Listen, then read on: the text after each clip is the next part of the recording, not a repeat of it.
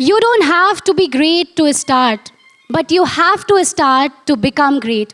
Hello and namaste everyone. I am Soumya, a software engineer with over 5 years of experience in the industry, an educator, a founder, and an influencer with a reach of over 20 million impressions across the internet. So today, I want to start with a real story, a story that happened with me yesterday when I was flying from Darang to Ho Chi Minh City and then back to Delhi. So I was sitting next to a gentleman, very, very senior in age. He, out of curiosity, he asked to me that, I feel like I have seen you somewhere. So I simply smiled and said, yes, sir, maybe like a small world. Deep down, I was like, yeah, like I have so many followers. I have 4 lakh followers on Instagram. He would have seen me there. I have like close to 3 lakh followers on LinkedIn. Maybe he would have seen my post or something. I was then like completely engrossed in my work. I was doing something on my Mac. I saw him. He was still, struggling. He was trying to recall that where he saw me. Then immediately he said, I have seen you in my granddaughter Aisha's room. I was like, sorry, sir, I don't know any Aisha.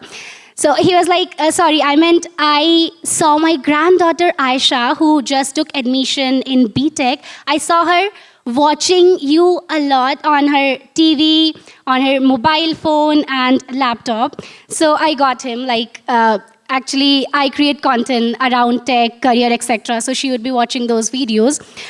He said that she talks a lot about you. She is so inspired from you, so much that she say that she'll, gift luxurious houses to us, etc., etc. And the next question that he asked to me, that was not a big surprise, because in all the recent interviews, in all the podcasts and my recent seminars that I gave in IIT Delhi, NIT Durgapur, etc., so they all asked me this similar sort of question. He said that you are quite young. Like, I was listening to Karthik's story as well. It's very inspirational, of course. So he said that you are so young, but you have achieved so many goals that like people take like 30, 40 years to accomplish. He asked how you did that, like what's the recipe of success, etc. I shared the whole journey of mine of coming from a small village in Uttar Pradesh to now. I'll share the top learnings, everything with you in the next 8 minutes. Okay, so be with me. I took like too long to share the whole journey with him, but right now I'll put it all in very crisp format, okay? Cool. So I come from a small village in Sultanpur, Uttar Pradesh, a village where it is a privilege for girls to go for higher education. A village where girls are often considered ready for marriage after completing their schooling, like 10th class, 12th class. And trust me, like graduation is a big deal, okay? But fortunately, luckily, my father, who is now a retired mathematics teacher from Kendriya Vidyalaya, he was not at all influenced by those old school practices. He always encouraged us all, me, my sister, my brother, everyone, to study well, to do good in life, everything. Like, I never felt that I was discriminated. I got the same education as my brother got, as my sister got. So luckily, I had all the privileges that a boy had. So I didn't face that difficulty that other girls of my village had to face. But the funny part is, right now, my audience, the people who know me, they see me as a successful girl, as a successful woman who achieved her dreams, goals in early 20s. But the kid Soumya, the child Soumya, she was very notorious. I was literally very, very bad in studies. Till 5th grade, I used to get like D grade, E grade, etc. And I was studying in the same school as my father, where my father was, teaching mathematics. So all the teachers, they used to come to my father. They used to complain that, sir, your daughter is not at all good in studies. She is getting such like poor marks even in mathematics, and you teach mathematics. So, but I was like, I don't care. I was that kind of kid. I don't know why, but I was. But on a fine Sunday evening, everything changed. So one of my father's friend, he came for evening snack, for chit-chatting. They were discussing about upcoming exams, student behavior, etc. I was sitting in the same hall on the floor. I was aimlessly trying to draw something. Then uncle, he called me with a notebook and pen, gave me a simple mathematics question to solve, a multiplication problem, very simple one. But I again went on the floor. For the next 30-40 minutes, I was looking at him and the question, at him and the question. I was not able to solve it. Then when he was leaving, he called me that, Soumya beta, come here, show me like what's the answer, how you solved it. It was blank. So he said to my father, Singh साहब, आपकी बेटी तो कितनी कमज़ोर है पढ़ाई में, ध्यान नहीं देते आप. वो चले गए. And that day, if you don't know Hindi, so he said like, your daughter is very poor in studies, why don't you teach her something? After he went, my father said one line. I cried like hell that day. He said that, बेटा समाज में हमारे जो दो और बच्चे हैं उन्होंने काफ़ी प्राउड फील कराया है, पर लगता है आप ही समाज में नाक कटवा दोगे, बेइज्जती करा दोगे. That means he meant to say like you ruined my respect. I mean, you are so poor in study, sort of, ठीक है. And after that, for some reason, that line hit me hard. I mean, that was very emotional moment for me. And the interesting thing is, after that particular day, I started always getting rank 1 in all the exams, in everything. Even in board exams as well, I got full marks -1, 99 out of 100. Especially in mathematics, I always started getting full marks -1. That was like the record. So eventually things were going well. I was good in studies. My father used to feel proud when in the staff room, teachers used to say that, Singh sir, your daughter is a child prodigy. She is like so intelligent, etc., etc. Then I was good in mathematics, physics, chemistry, etc. So we all know what we do after that, right? People decided, I mean, family, relatives, everyone said that she would be good for engineering. Let's do that. So because I also didn't do too much of research, etc., I had no clue what engineering is, etc.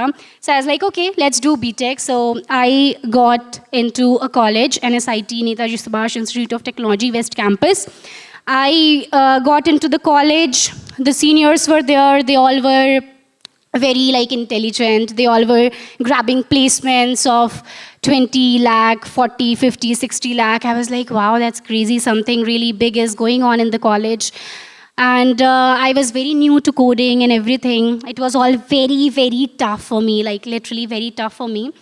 And I thought in the first year of college, I should just explore things and try to understand how and what things are happening.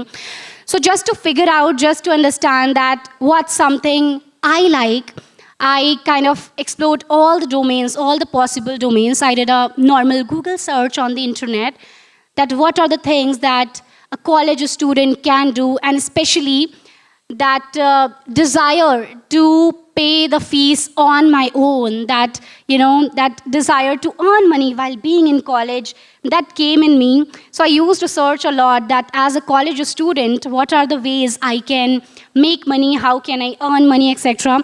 What are the best career options in the world? So Google Baba used to give those, options like you can become software engineer, program manager, business analyst, etc., etc. Those were obviously very, very new words for me. So I had a diary where I used to write what's my goal for the next month, for this month, for next year, and blah, blah, blah. So monthly diary was there, monthly goals diary, yearly goals diary, etc. So I wrote in that yearly diary, that in the first year of my college, I want to earn at least 2 lakhs. Out of nowhere, I wrote that. I didn't know how to earn and how, etc. So, like after hearing those fancy terms, software engineering, business analyst, etc., I wrote everything down in my notebook, because obviously dreaming is good. It's good to have dreams, but if you will not have the roadmap, if you will not have the the steps that how you'll reach that goal, then it's of no use, right? So apart from writing goals, I used to write proper steps, that how can I accomplish that goal. So I write down the definition, the proper research I did, what is software engineer, someone who makes software, business analyst, and all of that.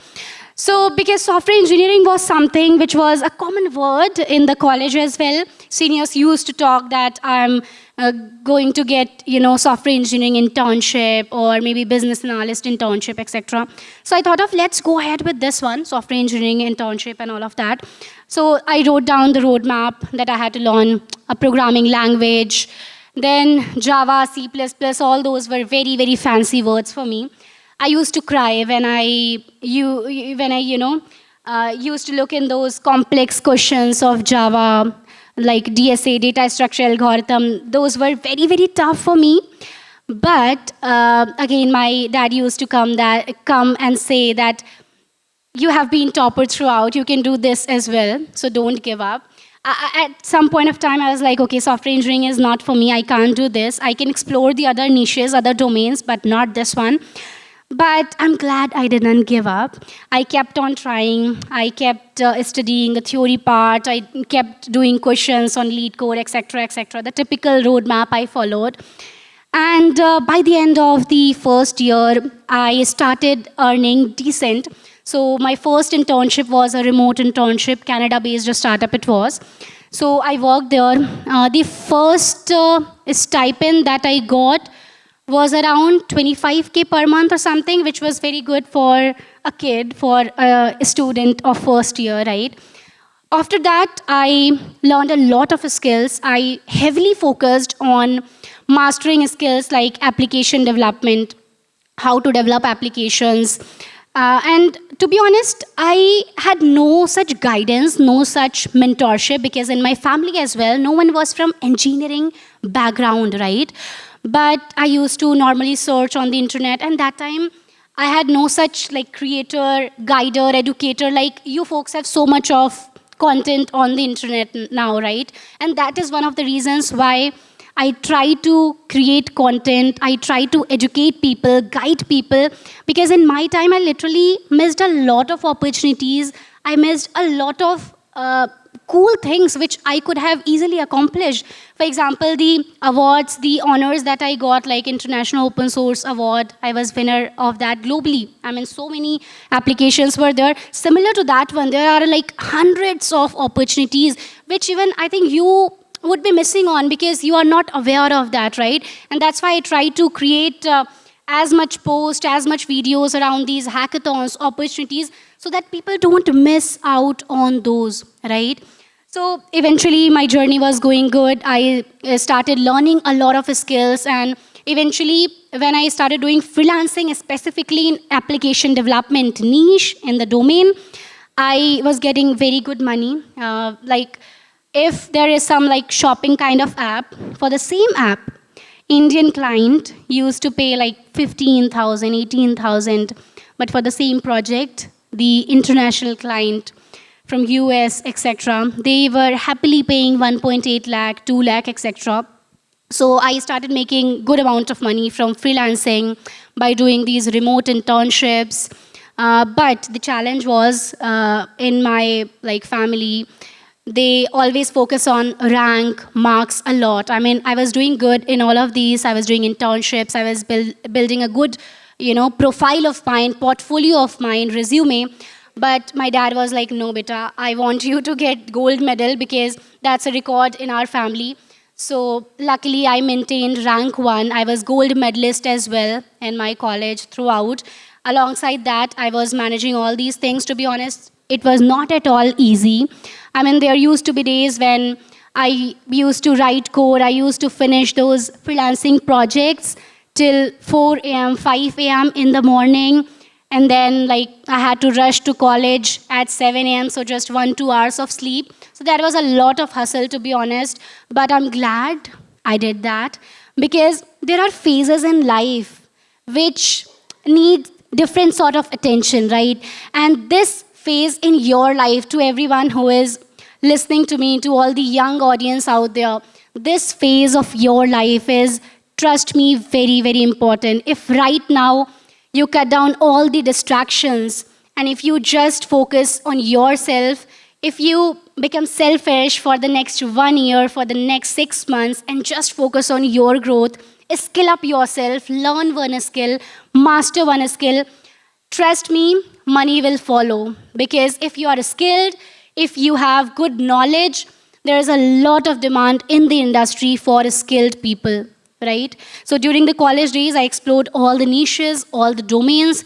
By the end, I figured out that Soumya loves to write code, to teach code, and somewhere to educate people, because in my time I had no senior. So I literally want to be that senior to my junior batches, to all these students out there, right?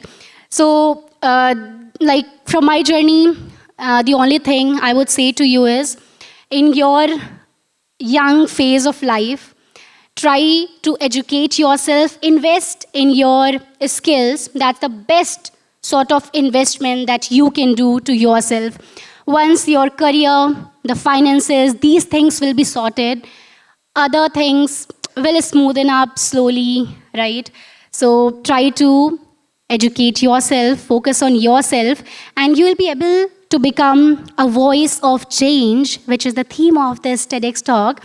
You will be able to become a voice of change only when you will be educated, when you will have that authority, right? I mean, why are you listening to me? Because I have achieved something in my early years, right? We had so many speakers.